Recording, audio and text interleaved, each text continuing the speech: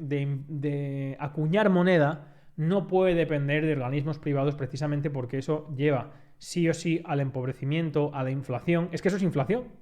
Si para imprimir dinero tienes que aumentar la masa monetaria por encima de la riqueza real que hay, ya estás generando... Desde el punto de partida ya tienes inflación, que es lo que denunciaba Benjamin Franklin, y tiene razón.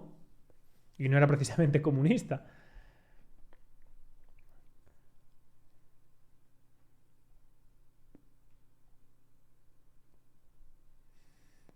¿Cómo funciona la jurisprudencia en España? Porque no es igual que en Estados Unidos, ¿no? No. La jurisprudencia sirve para orientar las decisiones de los jueces, porque hay que buscar siempre una unidad en la interpretación de la ley, en principio, aunque luego... pero bueno, las fuentes del ordenamiento jurídico español, que es el artículo 4 del Código Civil, son la ley, la costumbre y los principios generales del derecho. No es el antecedente judicial. Eso sucede en los países que no tienen un derecho técnico, es decir, que no deriva del derecho romano, tecnificado. ¿Qué significa eso? Que en los países donde no se establece un código como norma de conducta y la técnica jurídica se desarrolla a través de la legislación, sino a través de la costumbre, lo que es forzosamente fuente de derecho es el precedente, el antecedente judicial. Por eso siempre que vemos una película en Estados Unidos, de Estados Unidos, perdón, en un juicio, vemos que el abogado siempre dice, tal como pasó en el caso del estado de Maryland contra Jefferson, o en el estado de Hamilton contra Bagelhot. Y eso sirve para fundamentar la argumentación del letrado. Y obliga al juez en Inglaterra y en Estados Unidos. En España no. España, Francia, Italia son países que tienen un derecho derivado del derecho romano, de ahí al Código Justinianeo, del Código Justinianeo al derecho canónico, etcétera, etcétera. Hasta los códigos técnicos como el Código Napoleónico, que en España es el Código Civil, Código Penal, etcétera, etcétera. Y la jurisprudencia sirve para apoyar la interpretación de la ley, pero existe el principio de legalidad, que está por encima de la interpretación, y que obliga al juez y a quienes invocan la ley a centrarse dentro de unos márgenes y unos cánones. ¿En serio os interesa esto a las 12:30 de la noche? Aquí en Twitch. Bueno, obliga al abogado y al juez a centrarse forzosamente dentro de lo que establece la ley. Esa es la diferencia entre el derecho consuetudinario, que por ejemplo, por la moda en España se han adoptado cosas que son absurdas. El jurado es una gilipollez en los sistemas técnicos, como el español. O sea, ¿qué saben 12 personas de la ley? Nada. ¿Por qué en los... A ver, para que entendamos todos, ¿por qué digo esto? ¿Por qué en los países como Estados Unidos o en... Para que lo entendáis y si lo sepáis explicar, voy a ver si lo puedo explicar a estas horas de la noche. ¿Por qué en los países donde el derecho es consuetudinario sí que tiene sentido el jurado? Porque, como digo, la fuente del derecho es la costumbre. ¿Y la fuente de la costumbre qué es? ¿De dónde nace la costumbre? De la moralidad de la sociedad, de lo que opina la sociedad. La costumbre es el modo colectivo de vivir y eso depende de la moralidad de la sociedad. Por eso es importante que en una situación dirima la propia sociedad a través de 12 personas, que tiene diferentes aspectos. El derecho a tachar, a recusar, ¿no? Un miembro del jurado, etcétera, etcétera, las propias partes. Aceptar en las propias partes el jurado, ¿no? Para que no haya discriminación, etcétera, etcétera. Pero claro, el jurado tiene sentido donde las fuentes del derecho nacen directamente de la costumbre, como el derecho consuetudinario. En el derecho técnico, no. Porque la costumbre, primero, está en último término. Y segundo, porque la costumbre tiene que demostrarse. Y lo que rige ante todo es el principio de legalidad. Por lo tanto, requiere de técnicos. La técnica jurídica la tiene el tribunal. Quien tiene que dirimir una cuestión es quien entiende y sabe de la ley, que es el juez. La adaptación del jurado al derecho técnico, como en España, Eso es una aberración que se hizo por moda. Se hizo por moda eso en un momento, en los años 90. Se metió. Pero el jurado no tiene nada que ver, ni eso habría que borrarlo, absolutamente. Bueno, siempre aparece algún subnormal que yo no sé por qué ponen. En fin, si es tan fácil banear. Entonces, bueno, no sé si. Espero que lo haya explicado bien para que todo el mundo lo haya entendido. Están mezcladas. Totalmente. Si en España, ya os digo, en los sistemas consuetudinarios tiene sentido el jurado. De hecho, el jurado aparece ahí. Y si queréis, por ejemplo, hay un libro muy bueno de Henry Bergson que es Las fuentes de la moral, las dos fuentes de la moral y de la religión. Y ahí explica cómo la costumbre y la moralidad se construye a través del modo colectivo de vivir y de lo aceptado socialmente en una comunidad, en una sociedad.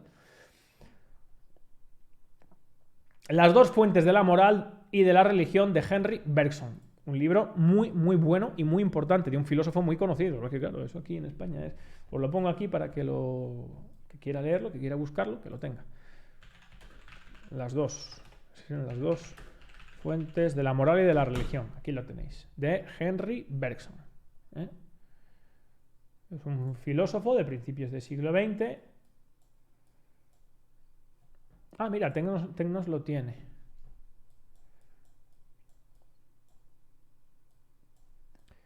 A mí me sorprende cuando hacéis estas preguntas por aquí por la noche, porque yo creo que aquí en Twitch la gente no le interesa tanto este contenido, ¿no? Le interesa un poco más comentar las cosas.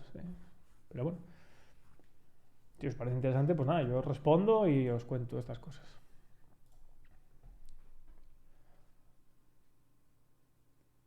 Antonio Gramsci también habla de la moral y de la sociedad. Sí, Antonio Gramsci, que tengo aquí varios libros suyos, pero Antonio Gramsci habla de la hegemonía cultural y de cómo la moral se hace hegemónica y cómo eso es lo que utiliza la política para modificar o para ingerir en la conducta de la sociedad. El concepto de hegemonía cultural está en Gramsci.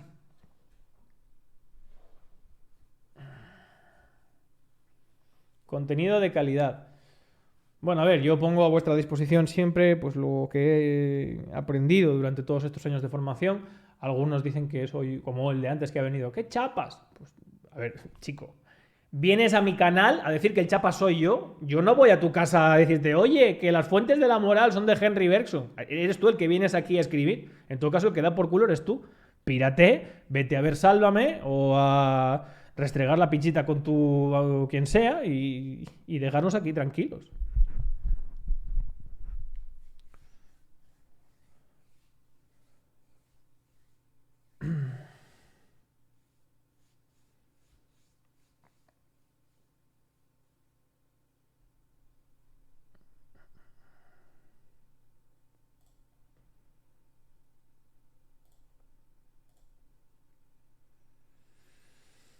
¿Qué diferencia había entre costumbre y ética?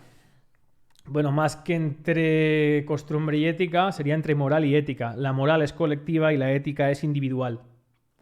La ética corresponde con los principios del individuo, la capacidad que tú tienes para actuar y responder o para tener un código ético de valores. La ética es individual, tiene que ver con los principios que se da uno a sí mismo y se construye sobre la individualidad de cada uno de nosotros. La moral no, la moral es aquello que está bien o mal aceptado en el conjunto de la sociedad. Sería la diferencia. Restregar la pichita con quien da nombres. No, digo los que vienen aquí que al final no son más que niños rata o pajeros que se pasan la vida viendo páginas porno ahí y gastan su tiempo en eso. Es que me imagino a esta gente así, ¿no? Como unos frustrados en casa ahí en plan de cállate, tal, no sé qué. No sé, me los imagino ahí fumándose un porro, jugando al LOL y teniendo amigas en Tinder y poco más. La ética individualista es como lo más destructivo de España liberal, ¿no? No, vamos a ver, es que la ética, por ejemplo, los liberales aíslan la ética como un elemento único. Eso es absurdo. Existe la moral y existe la ética. Y tienen que observarse en concomitancia. Punto y final. Es decir, existe el principio de individuación y el principio de individualidad. La personalidad se genera a través de la individualidad. Y el individuo es la condición, que tiene uno por pertenecer a un grupo.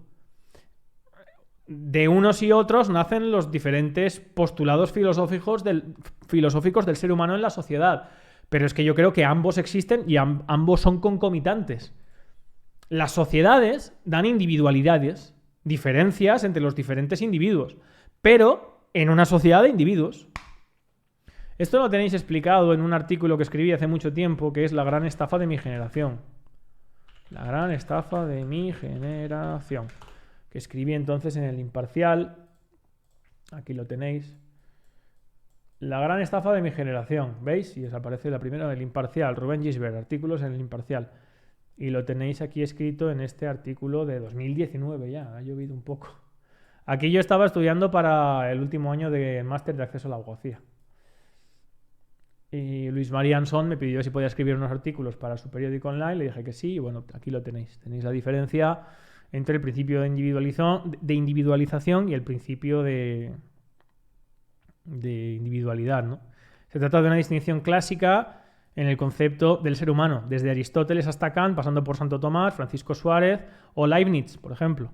La filosofía y sociología han tratado como dos vertientes que componen la coexistencia existencial de toda persona. Bueno, tenéis explicado en este artículo, y bueno, pues el que quiera que le eche un vistazo.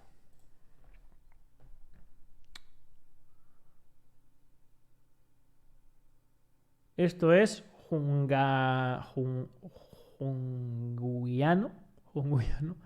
¿Cuándo vuelves con Jordi Wild? Hombre, pues cuando me invite, ¿no? Yo tengo la manía de ir a los sitios cuando me invitan y de no presentarme allí porque, hola, soy Rubén, que vengo otra vez aquí a... ¿No? Cuando... ¿Cómo se llamaba el artículo? Hostia, tío, como decía mi profesor de física, memoria pez. Lo acabo de decir. La gran estafa de mi generación. En el periódico El Imparcial. Lo tenéis aquí en mis columnas de opinión. No escribí muchos artículos porque me di cuenta. Empecé ya con el canal de YouTube, pero tengo, por ejemplo, pues tengo 1, 2, 3, 4, 5, 6. 6 artículos publicados aquí. Me di cuenta enseguida de que la gente no... Tengo aquí como ceniza, que estaba antes ahí haciendo un fuego, quemando unos rastrojillos. Se me queda aquí un poco de ceniza. Ahí. Joder.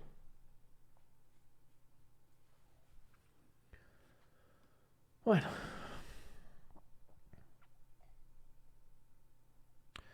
¿Cuánta gente crees que va a ir el día de las elecciones a protestar? Bueno, muchas, porque no vamos a... Bueno, ya hablaremos de esto, porque no quiero tampoco adelantar cosas, pero no vamos a ir solamente los de la Junta Democrática, ni solamente voy a hablar yo, vamos a intentar aunar esfuerzos con el máximo número de personas posibles. Y yo os pediría a todos los que estáis aquí, a todos, que hagáis el esfuerzo que haga falta para el 23 de julio estar en Madrid. Porque el acto que se va a organizar allí, con muchas personas, con diferentes personas de diferente... O sea, si es que no va a ser un acto por la abstención, va a ser un acto para, independientemente de quién salga, independientemente de que haya mayor o menor abstención, exigir a la clase política límite y control. Que se bajen los sueldos, que se quiten los honores, que pongan la independencia judicial. O sea, es importantísimo y es un acto que va a marcar un antes y un después, eso ya lo digo, eso seguro. De hecho, nosotros vamos a poner todo de nuestra parte y va a hablar allí mucha gente diferente, que no tiene precisamente que estar alineados con la abstención. Pero os lo digo, el 23 de julio, por favor, os pediría a todos que desde ya hagáis lo posible para estar en Madrid.